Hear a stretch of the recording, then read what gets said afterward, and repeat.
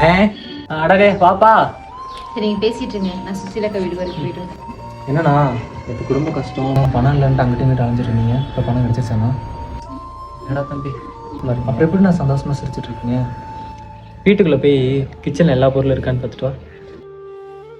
என்னண்ணா அரிசி 2 தக்காளி தான் இருக்குது. பாப்பார் ரேஷ்மா, நான் கடைக்கு போகிறேன், வீட்டுக்கு ஏதாச்சும் வேணுமா? இல்லைங்க, வீட்டில் எல்லாமே இருக்கு, உங்களுக்கு வேணா இதை வாங்கிக்கோங்க. சரி பத்தியாடா, வீட்டில் எந்த பொருளுமே இல்லை, என்கிட்ட பணம் இல்லைன்றது அவளுக்கு நல்லாவே தெரியும். இருந்தாலும் மற்ற பொண்ணுங்க மாதிரி அது வேணும் இது வேணும்னு சொல்லி ஒரு நாள் கூட அவங்ககிட்ட ஆசைப்பட்டு கேட்டதே இல்லை. குடும்ப சூழலை புரிஞ்சு நடந்துக்கிற பொண்ணுடா. இது வரைக்குமே என் கஷ்டத்தில் மட்டும்தான் பங்கெடுத்திருக்கா. இந்த மாதிரி ஒருத்தி பொண்டாட்டியே கிடைக்கிறதெல்லாம் வரண்டா. எனக்கு அந்த வரம் கிடச்சிருக்கு, கஷ்டத்தை கூட சந்தோஷமாக இருக்கேன்.